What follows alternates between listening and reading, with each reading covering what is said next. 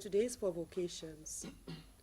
Jesus, our good shepherd, bless all our parishes with numerous priests, deacons, men and women in religious life, consecrated laity and missionaries, according to the needs of the entire world, which you love and wish to save. Assist our pastors and all who live a consecrated life. Guide the steps of those who have responded generously to your call and are preparing to receive holy orders or to profess vows. Look with love on young people and call them to follow you. Help them to understand that in you alone can they attain complete fulfillment. To this end, we call on the powerful intercession of Mary, Mother and Model of all vocations. We beseech you to sustain our faith, that the Father will grant what you command us to ask. Amen. Good day, viewers and listeners. We welcome you to our panelists, His Grace Archbishop Robert Rivas, Permanent Deacon Jeremy Joseph, and we have our transient deacon, Deacon Cleophas Joseph, Sister Dion McCoy, Sister of St. Joseph of Cluny, and I am Sister Rufina Donat, a Sister of St. Joseph of Cluny. This year, the Catholic Church in the region marks this year, 2012, as the year of vocations. The Church in St. Lucia is making every effort to create awareness and to promote vocations to the priesthood and religious life. In St. Lucia, there are 8 congregations of religious women, 1 order of religious brothers, 3 orders of religious priests, the oldest being the FMIs, and 1 lay community residing in Soufrière, Living Water, and they have their foundation in Trinidad. As we look around, we see and experience the good work the church is doing through different religious congregations and orders, and it informs us that religious life is still relevant. Different religious orders are tirelessly working in schools, hospitals, various charity and social institutions, and some are fully involved in the secular corporate world. Their commitment is there for anyone, Catholic or not, to see. And today, we are going to discuss the work the religious and priests have done in the development of St. Lucia. I don't know if you'd like to begin, Your Grace. Yeah, I was saying that last year we celebrated the 100th birthday of Bishop Charles Gachet, who was the first bishop of St. Lucia. Bishop Gachet was a pioneer here in the church in the construction of schools. He had a passion for education, and he saw the role that education would play in the development of St. Lucia and for the advancement of every St. Lucian. Of course, as a Roman Catholic prelate, bishop, he was concerned about the church and about the children of Catholic families. So he established many Catholic schools here. And this is one of the things that we celebrated last year, the memory of this pioneer and this shepherd of the people who served the church in such a unique and special way. He was also a man who paved the way, laid the foundation for the church that we have today in St. Lucia. I am sure that one of Bishop Gachet's dreams, even though he was a religious, was to foster vocations for the local church. And that meant, fostering local vocations. He, of course, was a man of his times. And during that period of time in the church, there were many missionaries. So there was a sense of security in our mission churches, mission territories, because Europe was able to supply us with priests. But, we are now in a situation where Europe needs priests. And the missions are supplying Europe with priests. Like, many of the priests in Europe now are from Africa and South America and Asia and other parts of the world, which were the developing world, like 50 years ago, and today the developing churches 50 years ago or more, and now they're the churches that are providing vocations. In the Caribbean, we have had a scarcity, and we still have a scarcity of vocations. But people like Bishop Gachet were the ones who paved the way for the church that we have today, and we are very grateful for this. But now, we have to take responsibility, and we are fully aware that the future of the church lies not somewhere else, but right here. And we are the ones who have to make a difference. And that is why we established in our synod 3 years ago many secretariats to take responsibility for our church, our local church. And one of those was a vocation secretariat. And our deacon, Jeremy Joseph, was the person who was appointed to steer this secretariat forward for the good of the church here, and to help to develop a culture of vocations in our diocese. Can one man do it? No. Vocations is not a one-man job. Vocations is the responsibility of all. And this is one of the messages we are trying to get across to our people now. A new approach to understanding church, a new approach to understanding vocations, and that the work of vocations is not just the work of a religious community or the work of a deacon or the work of a priest or a bishop. It is the work of the entire church. Everybody has a role to play. And this is the thrust that we are giving to vocations now. And we are calling young people to come forward. But vocations can come at any stage in life. You don't only have to be a teenager to be called, or to be a young adult to be called. You could also be a person who has had a full career in life and can hear a call later in life. Also, you can hear the call very young. Samuel was what? Just a youngster when he heard the call. Samuel, if you read 1 Samuel chapter 3, verse 10, you will see how that story developed and how God called this little boy to be a great prophet in Israel. And my own call started when I was 7 years of age. So, God can call us at any time. And this is the essence of a vocation. The important thing is to be listening. And this is the kind of environment that we are creating now so that we can foster vocations in our local church. Thank you, Grace. You mentioned about the scarcity of vocations right now in St. Lucia to the priesthood and also to the religious life. Deacon Jeremy is the vocations director. When we speak to young people, there is a fear about why they should enter the religious life. Some of them are scared because too of education background. They are fearful of what people might say because it's not a popular choice. What is your committee doing right now to promote vocations in the Archdiocese? We have a vocations commission, and we meet every month, and we have planned a number of activities to help to sensitize our young men and women to the need for coming to serve in the church. And that is very important because, as His Grace has mentioned, the church has played a very significant role, an indisputable role in the spiritual development of St. Lucia, of this country. And of course, we need our young men and women to take up the mantle to continue and to help the church to continue playing this very important role.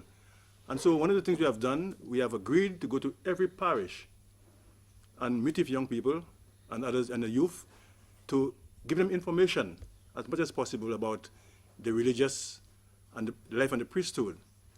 We call these sessions call to serve sessions. And some of the young men and women serve in the choir, they serve as altar servers, they serve as ushers and so on. They are in youth groups and so on. But you want to challenge them to have them become more committed to take the service to a next level by offering a life of consecrated service to the church. This is one of our activities. On the 28th of April, that is next Saturday, the church diocese will be having a Vocations rally. It will be held in Mount Repos from 9 to 3 p.m. And this is a time when all the religious communities will be out to showcase what they're doing. There will be different booths, and the youth, the young adults throughout the diocese will be converging at Mount Repos on that day, where we will have, there'll be a feature address to be delivered by Father Michel as a feature address. And the theme of the rally is called Sent and Blessed. That's the theme of the rally. And the sub-theme is to call, to serve, and to love. And we want to impress upon our young men and women that as part of church, they should commit their lives to building the body of Christ. They should commit their lives to giving service so that the church can continue to play the role which it has played and should continue to play. Also, at this rally, we have an activity which we call the Youth Forum. We've invited at least one person from every parish to send a forum, and at this forum, they will give us their perception on the priesthood and the religious life. Tell us what they think of the priesthood and the religious life, what they perceive, and why is it that there is reluctance, in some cases, to join the priesthood and the religious life. Of course, we will be there in case there are any misperceptions or misconceptions to guide them accordingly. And the rally will end with a Eucharistic celebration. So that is another signature activity, which is an annual affair. In addition to this, we're hoping to communicate with the youth through the media, Facebook. We're hoping to have a Facebook presence in the media. We are also hoping to have our clergy members, clergy and religious persons, give their story publicly on the media so that the young people out there, those listening, can see that being a priest or being a sister or brother or being a deacon is something with joy. You're offering your service joyously to the Lord. And I must say that the gift of the priesthood, it's a gift of God, because God is the one who chooses you to become a priest. The gift of the priesthood is one of the best gifts that anyone can ever receive in his lifetime, because you're offering a service to God. You're laboring in God's vineyard, helping to build his church. So this, in addition to this, we also want to have our young people come and see. We will invite them to some parishes, come to the presbytery, come to the religious community, and see what life is like in this community, so that at least they'll have a first knowledge of what they're entering into if they decide to listen and respond positively to the call to the priesthood and the religious life. And of course, having responded, you have to discern to make sure that you're responding and that your response is positive and that you know what you're doing. So we call it a period of discernment. So we'll be having, when we have identified persons who are willing to come forward to serve, we'll be having a vocations retreat. And at that retreat will help them to discern whether indeed they have been called and to make up their minds. And one of the last things is that last year we had an annual Vocations Directors Workshop in Trinidad. This year we're hoping to have it in St. Lucia. And it will hopefully help to sensitize the St. Lucian in their diocese that vocations is indeed serious, and we'll invite some of the parish vocations team, because as His Grace said, vocations is not a one-man job. Everybody is involved in vocations. At the family level, family life is important. At the church level, the school level, at the group level in the churches, we'll be inviting some of these people to attend some of our sessions at this workshop so that at least they will have some of the queries answered. They'll be given some direction in terms of how they themselves, as youth leaders, how they themselves as catechists, how they themselves as members of the church can help promote vocations to the priesthood and the religious life. And we're hoping out of all this to change the values and attitudes of some parents. Because from my experience, young men and women may have an inclination, but then when they kind of comments the parents make, they might be discouraged. So we're hoping that we'll change this attitude, change the culture, and hopefully generate a culture of vocations throughout the diocese. Thank you, Deacon Jeremy. One of the questions I was going to ask you about or want to discuss is the fear of parents wanting their children or encouraging their children to enter into religious life or the priesthood, because some of them feel that they have spent so much money on education, and there's a fear that they will not get the financial support that the children are supposed to give them if they enter the religious life.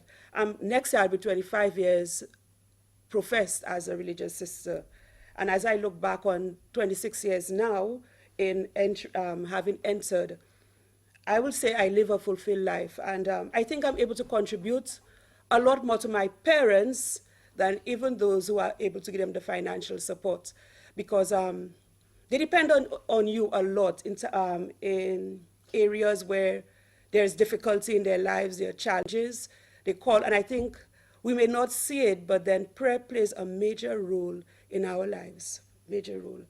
And we have two young people here with us. Sister Dion is not even a year professed as yet. She was professed last year, September. And Deacon Cleophas Joseph, who is preparing for priesthood. I would like to ask them the question, in light of all what people are talking about, there is really looking at religious life has not been relevant today. Religious life not been for young people. We want to dispel the notion. I want to ask you, and perhaps maybe I should begin with Sister Dion, what it is that prompted you, amidst all the challenges, the fears, to become a religious? Indeed, as Sister Rufina mentioned, the challenges, the fear, and I believe everybody goes through that same process, because that was also my journey. The fear of what my friends, even my families would say. And beyond that, saying yes to religious life, what really prompted me, I saw a need within my own parish. I remember as a child growing up, there was one sister living in our village. She was not from there, she was a local, Sister Zita. And she was the only one who was carrying us as children. She had first communion classes with us. And to me, she seemed overburdened. But her giving herself at that point, I felt maybe that somehow I too can give myself in that regard. But beyond that, as I grew older and I realized that so many people give themselves to God, telling us about the fear of God, who God is, the love of God. Growing in that regard, I realized and I came to know the love of God. So for me, saying yes to God, to religious life, was really that love and fear of God. Fear not in what we often say, what fear is that? But fear in terms of love of God. And for me, yes, that is what really prompted me, because when I think of, as I said, the people who have given to me to help me to grow in knowledge and love of God, and the people who were there in my own journey and has made a difference in my life, I felt that I too should give back. And also, when I think of what Jesus did for me, he gave himself. And to me, giving yourself is when you have truly given. You know, you can give time, you can give money, but it's when you truly give yourself that is when you have truly given. And for me, that is what really prompted me. Thank you, Sister Dion. Deacon Cleophas, you are a transient deacon. Perhaps you could share with us the difference between being a transient deacon and a permanent deacon, and what prompted you to become a priest. Okay. Well, the difference between a transient deacon and a permanent deacon, whereas the permanent deacon is ordained and he's married and he'll probably remain a permanent deacon unless his wife dies and he goes further. The transient deacon is ordained to go on to the priesthood. So we don't stay as deacons. We move on to the priesthood if all goes well, which will be the case with me in July of this year. While Deacon Jeremy will be a deacon for a long time to come. It always amuses me because whenever we're at functions and they say, well, the deacons and their wives, please come forward. I look at all of them going forward and I'm the only one without a wife. So it really is amusing to me in that sense because I recognize that my diaconate is one that moves on to something else, to the priesthood. His Grace spoke about he wanted to be a priest from the time he was 7 years old, and many other priests I speak to have a similar desire. From the time they were children, they felt called and so on. But my call was, I can tell people that I only felt called when I turned 18. And my prayer for myself at that time, I say quite often, was that I was praying, even then, to be married with a wife, 3 children, and a car. And I ended up with no wife, no children, and still no car. So God has a very funny way of answering prayer. But one thing that remained with me after my experience of God's love really was that if God can't do something, then nobody else can. And I had to struggle with that idea, that notion, when I felt called to the priesthood, because I was saying to myself, you know what? Lord, I can serve you in any other way. I can do any other thing for you. But why a priest? I can teach, I can do all of those things. And I had a chance to do many things for the Lord. Then I began to realize, you know what? It's not about me working for God. It's about God wanting to do something in my life. And I had 2 choices: to either keep working for God, trying to please God, and doing everything in the world that I thought was necessary, or do what God calls me to do. It wasn't always an easy journey, because there were times when I was doubtful. Even close to my leaving seminary, I had my doubts. Can I really make this, Lord? Can I really succeed at this? But then the thought began to occur to me more and more. If God has called you to it, then He's the one who's going to carry you through it. And I began to refuse to doubt. You see, if God, Lord, if you called me here, then from now on you are responsible for this journey. If you fail me, that's your problem. But everything I go through from now on, I'm going to give it to you. You called me, you take care of me. And that's what has been carrying me through, even to this time. I refuse to doubt that God cannot do anything in my life. Any obstacles, say, Lord, take care of this. And He has been faithful, and I trust that He will be faithful forever. Okay, Deacon Cleophas, I remembered at Father Gaia's funeral, there was a chalice. It was Father Gaia's. Father Gaia was one of the priests affected by the cathedral, the attack on the cathedral. Yes. Sorry. Monsignor Glasgow had Father's chalice at the altar. And he raised it and asked, who is going to hold on to this chalice? Who is going to replace? I just wanted to share your experience at that moment when you stood up in the church to respond. Actually, that was, it was very interesting, because I really felt God calling me about August of the year before, and I was really struggling with it. I was saying, Lord, if you are the one calling it, you need to give me a sign, because otherwise I don't know if I can do this. And when the attack happened in the cathedral, it was very interesting, because Father Guy was a close friend of my family, of my father, and I used to go to him for confession, and we used to talk really quite well. And when the guys came in the church and began burning, the first person to be burnt was the lady who sat one bench in front where my father, myself, my brothers used to sit. But that Sunday we had gone to another parish because my brother was being confirmed, so we went back to my old home parish, which was Jackmel. So I always felt that this was a special incident for me, that God had preserved my life for a reason. And when Father Glasgow said, who will take up this chalice, I said to myself, you know what, Lord, if this is if this is the price of following you, if this is the way you wish to call me, then I will do it. And so, Father Gaya's death, while it was tragic for many, it really was tragic for me also. But I recognize that it was the moment, it was the opportunity when God used to actually call me, to say to me, you know what, my call is more important than anything else in your life. And what are you waiting for? Jump for it. And so I say to people that was where my vocation was called, at Father Gaya's funeral. We were putting to rest one member of the clergy, and another one came forward at that moment.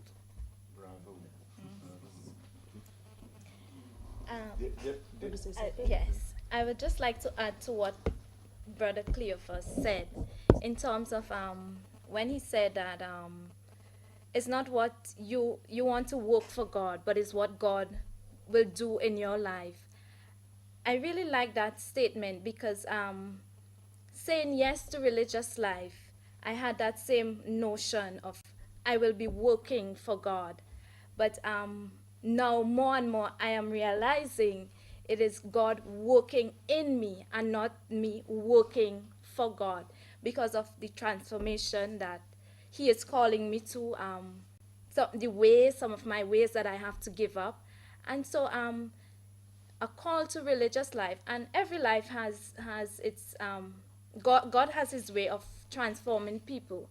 But for me, especially as a young sister, just blooming and feel that I want to do things my way, saying yes to religious life, I felt that this is the most perfect way that God can do what He wants in me, in terms of transforming me, in giving up those things that I think I am so much in control of. So I just really want to thank Brother Cleo for saying that it's not you working for God, but in fact God working in your life. So that has been my journey thus far. I would just like to read a bit of scripture on one of the calls from St. Mark's Gospel. And after reading it, to just share with you a reflection I did on the call. And I hope it will be helpful in understanding vocation. And this is from Mark chapter 1, verses 16 to 20. As he was walking along by the Sea of Galilee, Jesus saw Simon and his brother Andrew casting a net in the lake, for they were fishermen. And Jesus said to them, "Follow me, and I will make you into fishers of men." And at once they left their nets and followed him. Going on a little further, he saw James, son of Zebedee, and his brother John. They too were in their boat mending their nets. He called them at once, and leaving their father Zebedee in the boat with the men he employed, they went after him. The day I read these words came to me in prayer. The time has come to listen. The Master calls. His voice is urgent. Come, follow me. The time has come for action. The harvest is great. The Master needs disciples. Do not hesitate. The time has come to go. The mission is compelling. The Master waits. Leave everything and follow. The time has come to give our all in total gift of self, to take the Master at his word and make the leap of faith. Oh, if today you hear the call, open wide your heart, for the call may come when we least expect and in a place we do not know. In the Master's plan, now is the time.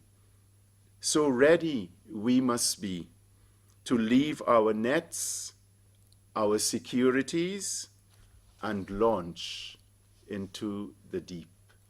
The Lord is help, and let the need I wrong. Let the God of my salvation be exalted.